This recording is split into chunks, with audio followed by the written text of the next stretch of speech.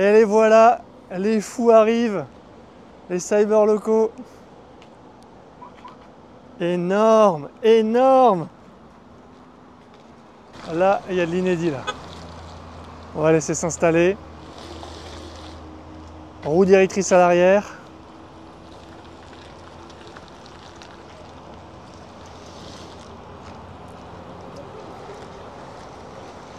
Qui aurait imaginé ça? Un Cybertruck à Lille. Foundation Series.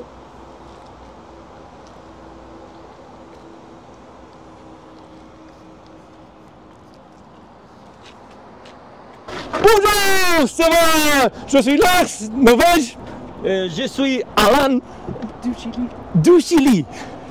Et nous sommes le Cyber Locos, baby! Yes! Et moi c'est Charles de Tesla Geek qui viennent d'arriver à Lille. On va vous parler de leur trip. On va le faire en anglais, je vais essayer de vous traduire tout ça. Et donc ce sont les Cyber Locos. Ils vont nous parler de leur défi. What's your challenge? What are you doing here with all the people and this amazing Cybertruck? So our challenge is to travel to every continent, more than 60 countries, more than 100,000 kilometers, and hopefully get a Guinness World Record. Okay, so now you're in Europe. Is it your first step or did you travel elsewhere before? Well, we would call it our second step. Okay. So the first one, I guess, technically was crossing the US. Didn't work out as planned, so we were going from the US all the way down to Panama, but the situation at the US border with Mexico at the time, the violence exploded. Okay. And so we went down to Miami and shipped the car to Lima. And so we sort of regard South America as our first step. Crossing from Lima, so Peru, Bolivia, Chile, all the way down to the south to Patagonia, and then up through Argentina, Uruguay and Brazil. How many kilometers for all that first 15,000 kilometers in South America and 6,000 in the US. But the US we'll go back to though, because we'll do the Panama back to the US at the very end of the round the world trip. Okay, so what time did you spend on the road by now? 52 days in South America, 9 in the US. Okay, so and today 1 in Europe. Welcome in Europe. Thank you very much. We are very happy to have you here and to be able to see with our own eyes a real Cybertruck. Thank you very much. So, it's a beast, isn't it? Yeah, it's amazing. 3 tons, 0 to 100 in 4 seconds. Yeah, it's unbelievable. That's crazy. And bulletproof as well. Of course. For when we go through Afghanistan. I hope you won't have. I hope you won't have benefit with this particular feature in Europe. It should be okay. It should be okay. It will be interesting. I think if anybody is going to test it, it's us. If anybody's going to find out if it's actually bulletproof, is this true? Yeah, when we come back to the US, we'll shoot at it for sure. if it hasn't happened before that. So first day in Europe, you traveled around through Netherlands, Belgium. You are tonight in Lille. Yeah. How was your trip so far in Europe? So far, fantastic. This is the 6th event we do so far today. Okay. We woke up early, got the car out, had a flat tire, got that fixed, and then bam, bam, bam, event after event after event, and now we're here in Lille. So you had to fix a flat tire. How did you do? Do you have some gears in your? We had help from the Netherlands people.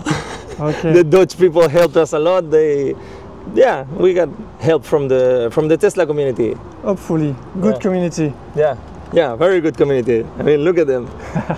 Can we show them? Yeah, of course. Yes. Look at this. How is everybody? Yeah. All right. Where are you going to Europe? What's your trip?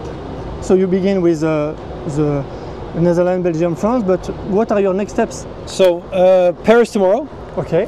Then we go down close towards Lyon to sleep over there, and then we head to Toulouse, and then down into Andorra in Spain. Then we come back up through France to Italy, down to San Marino, and then we go straight north all the way to the north of Norway. Okay. And then we go down through Finland, and then we zigzag through the Eastern European states until we reach Turkey. Okay, and then you go to Turkey, Iran, Afghanistan, the Central Asian republics, swing back down through Iran, all the way down to Dubai, and then we Okay. ship it from Dubai to Mombasa in Kenya, and then we cross Africa. That way we go continent after continent until we've gone around the world. Will you go off-road in some countries, or will you go only on a road mean- like that? Look, in general, first we are a little bit in a hurry because we were supposed to do this in 1 year, Okay. and it's been already half a year, and now we say we're going to end in 1 year. Okay. So the goal of finishing it in 1 year continues to be pushed Okay. forward. But there are two things that we try to do. We try to stop in small towns to give the people the opportunity to see the Cybertruck because we know that it's it brings happiness to the locals, Of course. Europe is a very modern place, but for example, when we were in Bolivia, it was like mind-blowing, the reaction of the people and the happiness and like how much happiness it brings. So we try to do that. Okay. When we can, when we have enough time, we try to go off-road to test the truck and to have fun, Okay. So for example, we've been in the mountains. We did the Death Road. I don't know if you've heard of this. It's in Bolivia. It's a road in the mountains that is like very narrow Okay. and it's like falling apart. We did that, and we went to the desert. We've been in the salt flats. In Bolivia? Yeah, and we also chased having a good time and having good pictures. Okay. Video. And how did this idea come out? Which one of you say, hey, let's go make a trip around the globe with the Cybertruck? And why the Cybertruck? All right, so this trip has been in the dreams for maybe 4 years. So when I first read about the Cybertruck, I knew that this is the answer to my dream. I want to do this trip around the world in this car. And then last year I went for it. Thought, fuck it, And I how- can't wait anymore. I'm not getting any younger. Let's do it Getting now. taller, but not yeah, younger. yeah. I'm getting taller, but not any younger. No. Called my friend, asked him if he wanted to join me for the Chile part, and he said, why don't I come for the whole trip? Yeah. And to me, that's perfect. Why not? Yeah, of course. perfect. That's the way it went down, and we kicked off. So I spoke with him in November last year, and in January we were on Okay. the road already. Did you had experience of this kind of extra long road trip before? So the longest road trip I did was in a hybrid car from Spain to Dubai. Okay. And on that route where we crossed Europe, Turkey, and Iran, we were stopped in Iran 12 times in 7 days by the police. Some because they simply wanted to see the car, have some photos taken with the car. How did you get prepared for this long trip?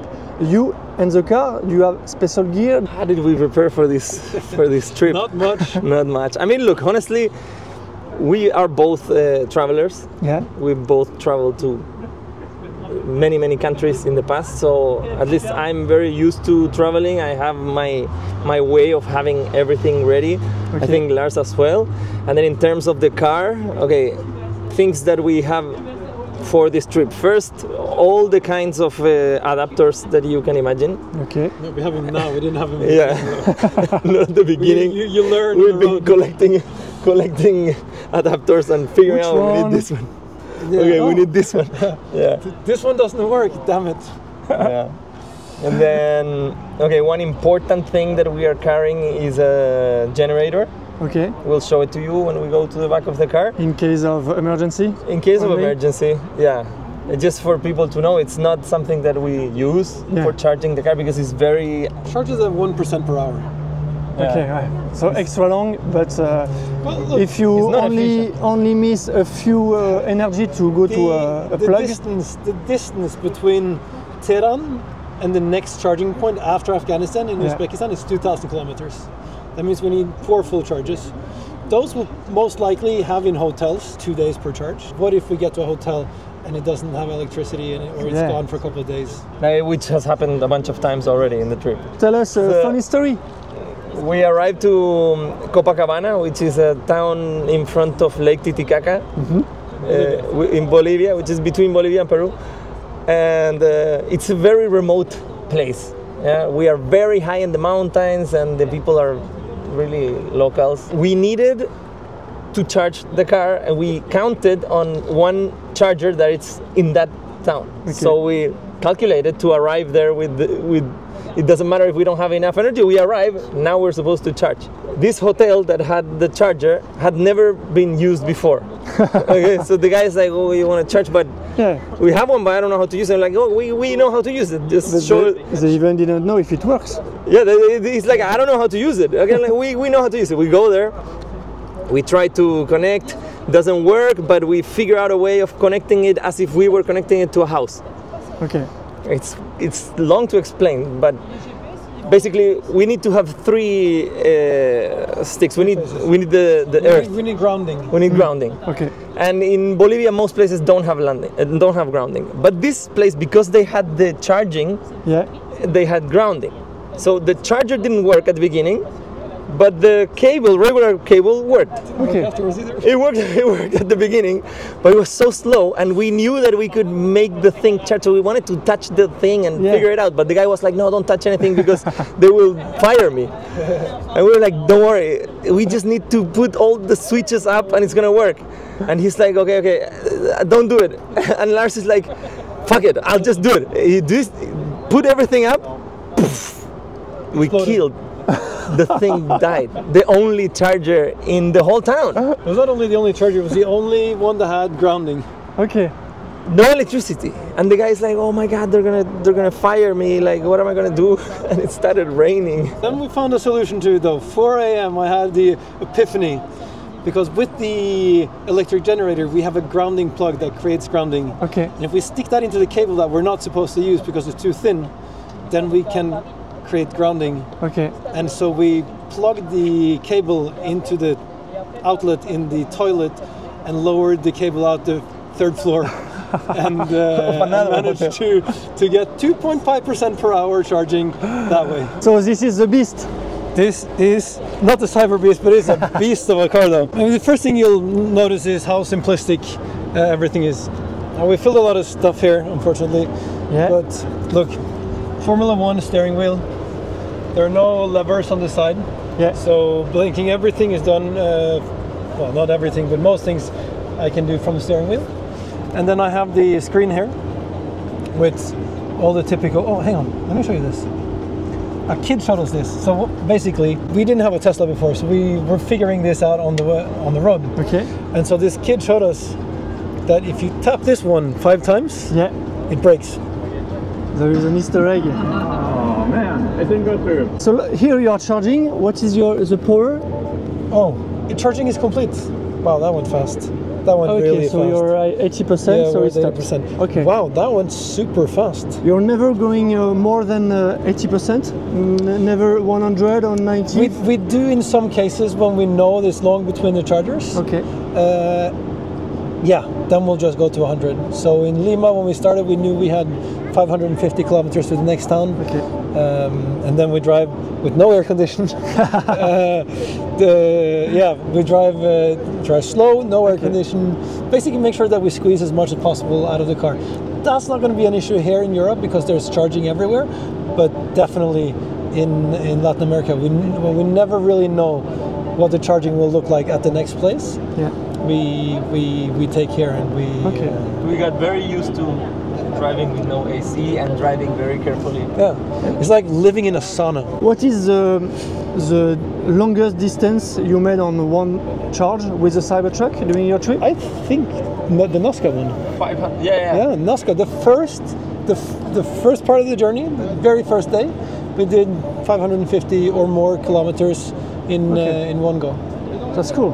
Okay. And the lowest we've gotten it in terms of battery, 2%. 2%. We arrived to Santiago de Chile with 2%. And if it goes down to 1, that's when we stop and we have to take out that generator. Okay. Because if it goes out of battery, we can't open the port to charge it. Okay. So here we are at a French supercharger. Can you explain how are you charging in Europe with the European plug? Magic. We have no idea how it works. We have an adapter. Yeah. And we plug it in and it goes into the back. We've been told that it doesn't work on V3 and V4. Okay. So, yeah, But I'm sure we'll get to a supercharger where you we will can test charge it. and you will find out. There's only one way to find out. But we better make sure we have enough battery to get to the next one. Yeah. And that's part of the planning always. And maybe more so in Latin America than in Europe.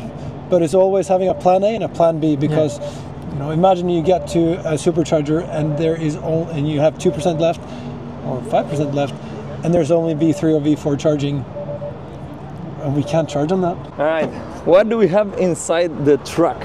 We have everything that we need for a 1.5-year trip around the world. So let's see, we have our luggage. At this moment we are 3 people because at some parts of the trip we bring friends or influencers or people on the back. This is the generator. Okay. This is the thing that allows us to survive whenever we get stuck in the desert or something like that. We have a banner that we usually put, is like it has our logo and information about the... I'll take it out. Yeah. You show it later. We have filming material, like this is a tripod. This is something that we had to use already twice. We put it under the wheel in case we get stuck, like in sand. In sand or in something like this, yeah, or in mud. The time that we used it was in mud. We have sleeping bags, we have a box full of cables and adapters from Tesla and from Chinese brands. Okay. I think that's it. And then we have a spare wheel right here. This is a spare wheel. Okay. And sometimes we have t-shirts like this one that we sell. Yeah, or like this one. We have different ones. Yeah. If you guys want to follow us, here you can find every one of our social medias: TikTok, Facebook, YouTube, Instagram, and X. And we are trying for Elon Musk to find out about our project, because we are the only people in the world that are testing this truck to the limits. Yeah. So if he wants to know if it works and what kind of suggestions we might have, because we have some suggestions, and I think we are the people that are actually doing it. So if you can help us get to him, you post something and tag us, that would be great. In terms of financial support, we need it. We look for sponsors in each country and each place that we go, because it's usually easier than one big sponsor for the whole trip. We've done some deals with charging stations, with SIM cards, things like this. Okay.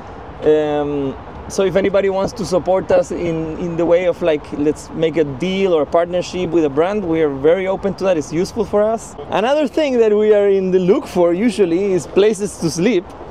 You know, if there's a hotel who wants promotion and we can do something like that, or people houses, people who want to invite, because it's also part of the trip is like discovering the culture of each one of the places that we go. So some of the best experiences so far has been when we stay in people's houses, or we are invited for somebody's house for dinner or something like that. If you write us on Instagram, we read everything and we reply as well.